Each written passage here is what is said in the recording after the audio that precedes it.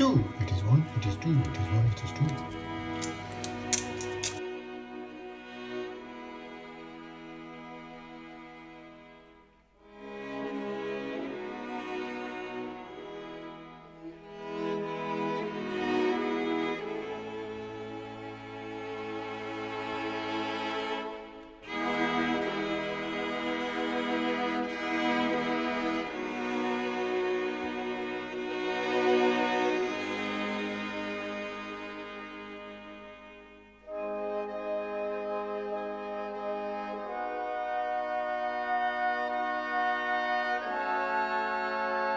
A blunt knife is far more dangerous, because with this knife, I can speed chop, like so. Oh god, I'm going to come down with me. I can speed chop like that.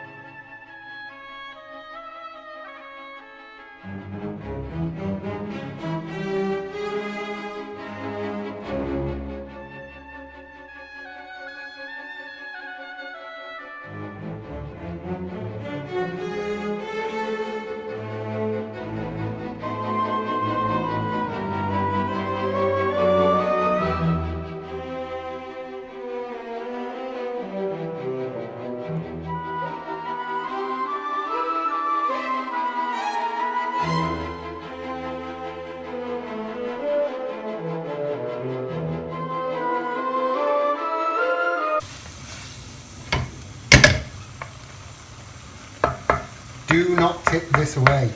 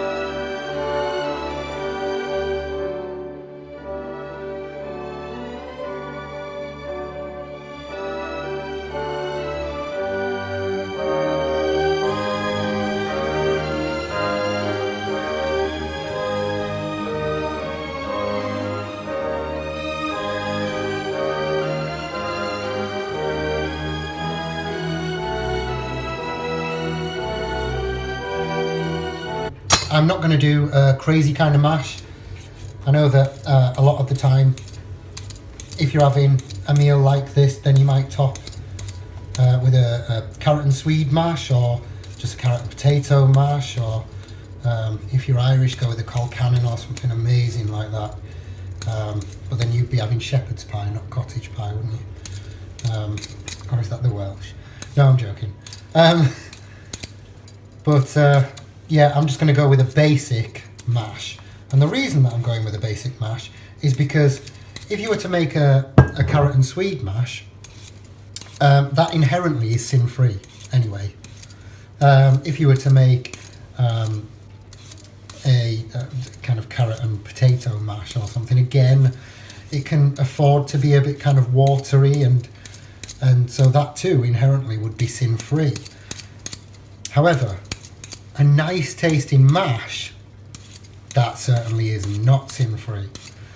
So what I'm going to do here is just make a normal mash that doesn't taste sin-free, that tastes creamy and delicious.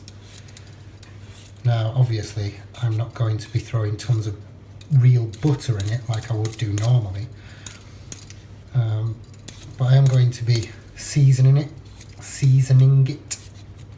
as I would do normally, and then going with an old Slimming World favourite. I say an old Slimming World favourite as if I've been doing this for years. I've been doing it for 2 weeks.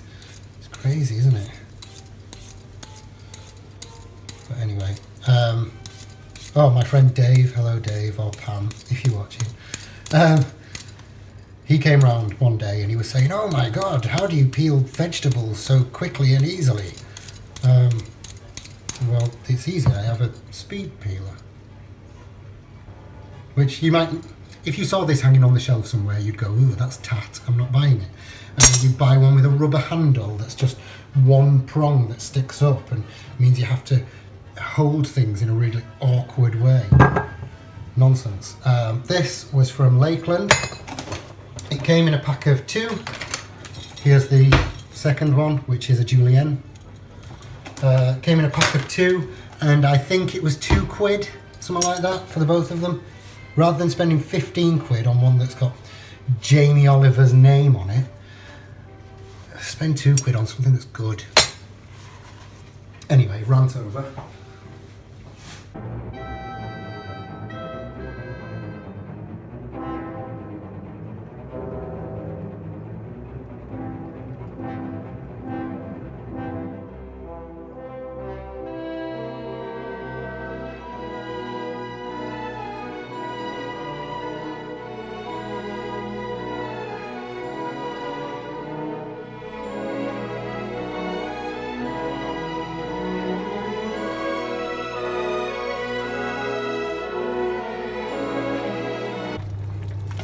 You can see that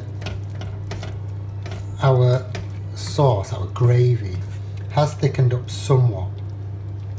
However, we want it to thicken a little bit more. So here, excuse the mess, I've used this, which if we look closely is 1 teaspoon, which is in there, of corn flour.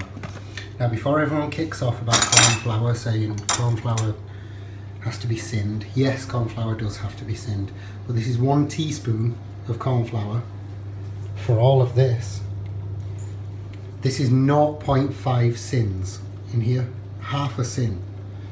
So if I mix this with water and then mix it into here, then I don't know, for a portion we might be looking at 0.12 of a sin.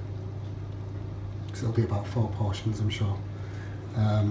So anyway, I'll mix this up and add it into here.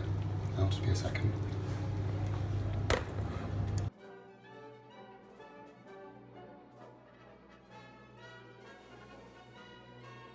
This can then go into here.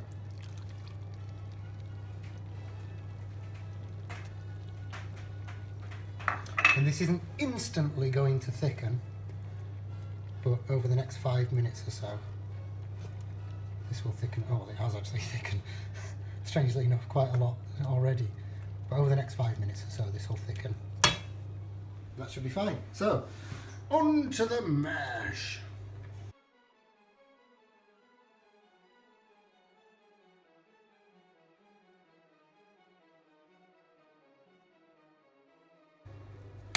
I know all you posh folk will be watching now, thinking, why is he not using a ricer?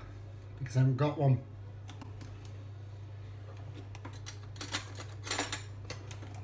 And now to this, I'm going to be adding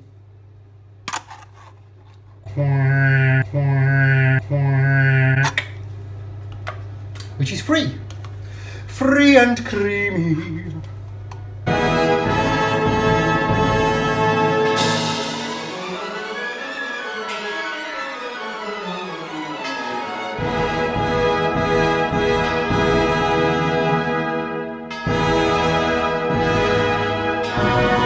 Sorry, before we continue, I have just put a level teaspoon of whole grain mustard into here as well.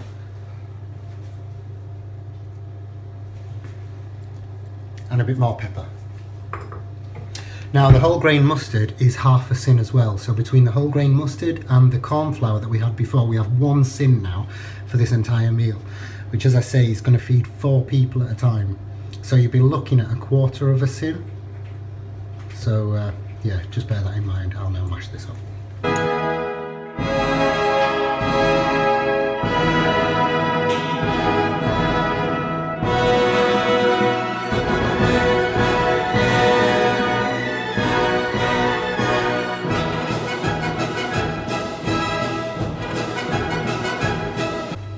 Okay, well, it's ticked up to 50. It was 49 a second ago. Anyway,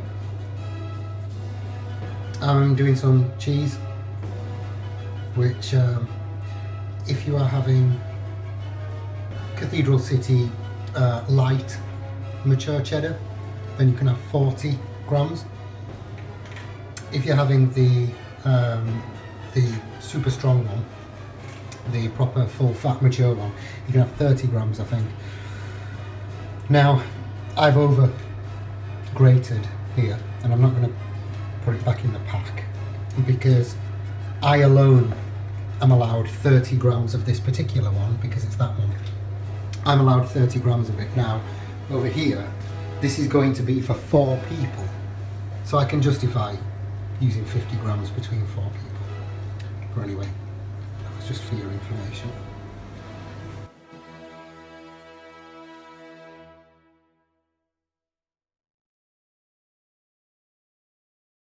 Now, we're now going to bake this at 200 degrees for about 25 minutes. What I will say about the cheese, if you are the kind of person, which a lot of people are, that can't just have 1/4 of this, that they would have to eat the whole thing, then limit the cheese to the amount that you're allowed as your healthy extra. Okay, so don't do what I did and throw 50 grams on when you're only allowed 30. If you're going to eat it to yourself, that's daft. Because yeah, if you are going to eat the whole thing to yourself, then without the cheese, there's 1 sin in the whole thing. But you know, if you're not, then yeah, do it like I have. Alright, sorry for the noise. We've got the dishwasher rinsing now. Everything's cleaned up. We've had a chance to tidy away. And here we have some broccoli that we've just brought to the boil, and now we're going to simmer. And there's some garden peas, because we have about 15 minutes, or we had about 15 minutes left. We've got about 10 minutes left now when these guys went on. Garden peas, not petit pois, because petit pois are rank. Well, they're not rank. If you enjoy them, then buy them. I don't like them. It's weird how 2 things that look exactly the same can taste so different. I guess it's like sugar snap peas and mange tout.